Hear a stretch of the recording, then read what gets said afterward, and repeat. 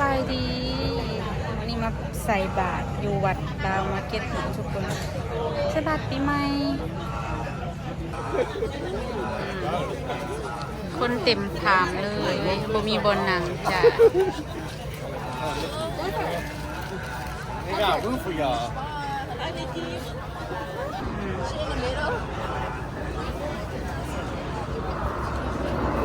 บ่มีบนหนังแล้วกำลังใส่บาตรเนาะพระกำลังมาบิณฑบาตคนหลายนี่คุณได้มาบิณฑบาตเอาอยู่เทิงกระเต็มอยู่เทิงศาลากระเต็มอยู่ทางที่กระเต็มบ่มีบนนั่งจักบนนั่งบ่เห็นเลยมาสวยเด้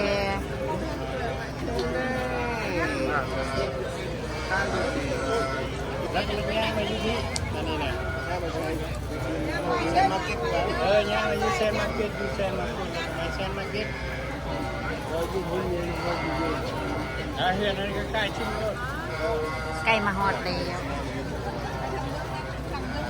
แล้วมันใส่น้ำมันยาวมันแข็ง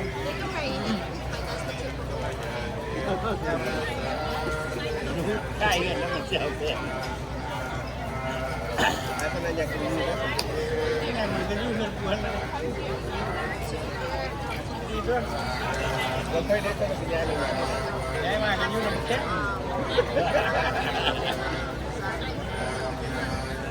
แค่กินส้มปีพระมีอันมีซาวบาท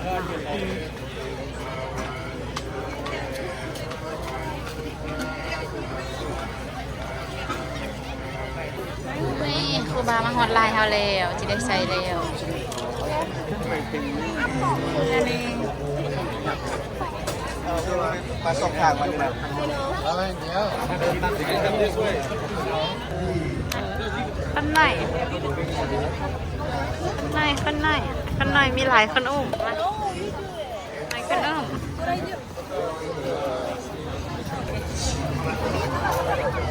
ว่ามาคนหลาย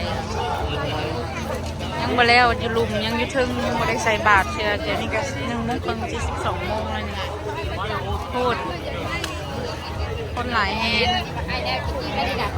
นี่หายลูกหายสิให้ป้าได้อยู่น้ำป้าได้ลูกแม่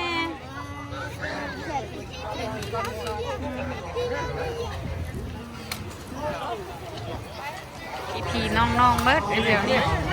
เดินเรื่องของงานเย็นทั้งขาดเทิงนี่อาจจะตั้งหน่วยบาทเอาบอกได้ว่าทั้งรวมออกบิณฑบาตอันนั้นเร็วแต่จะได้แจ้งในบรรดาทานผมเกียรติแนวทราบในโอกาสต่อไปมาได้ด้วยในขณะนี้ก็หมายของเราเนี่ยทานมาอยู่เป็นระบำเรียนที่2ของคณะเจ้าภาพเจ้าสถานว่าแบบนั้นและอีก2เรียนกันผ่านพ้นละพันไปแล้วและยังอีก2เรียนก็ทั้งแล้วดังนั้นก็ขอให้ยัดแม่สปันแสงกันพบและคณะอยู่ทั้งข้างลุงคนในวัดตาป่าอยู่ทั้งข้างเทิงมิตรอังก่อนานแน่นเด้อบรรดาออกตนญาติโยมเจ้าภาพเจ้าสถานนั่นนะดีใจพอฝากพวกที่น้องจะถึงไปหาบรรดาพ่อแม่ญาติพี่น้องที่กำลังอยู่ทั้งข้างลุงนั้น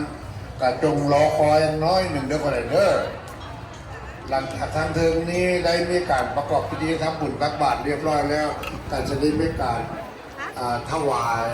เข้าอาจิตพันตันหยาดน้ำตามประเพณีนะ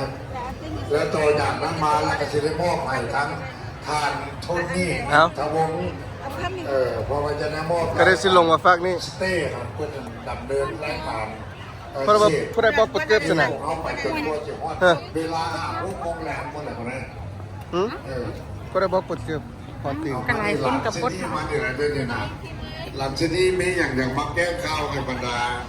แล้วพอยังไม่บนจะหน่อยบอกเ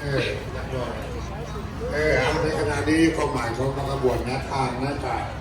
แต่แก่สิจุ่มระเด้อก็ระเด้อมาว่าตัวนี้แล้ว อดใจรอนะครับใน นี่ก็พ่อปู่ ท่านใดที่ได้ทำบุ ค ญ นมาส่ง เรียบ น้ำ ร้ พ อ ระ ยแล้วก็ขอให้ท่านกันไก่ว่าใจให้ข้าวสะอาดบริสุทธิ์ผ่องใสเพื่อจะได้เป็นภาชนะของภาพบุญใหญ่ในครั้งนี้ โอเคทุกคนสำหรับคลิปนี้เราก็จะได้จบไปเพียงเท่านี้แต่ก่อนจากกันก็อย่าลืมกดไลค์กดแชร์กด Subscribe เพื่อให้เป็นกำลังใจให้เราได้เห็นคลิปต่อๆไปนี้เด้อแล้วพบกันคลิปหน้าบ๊ายบาย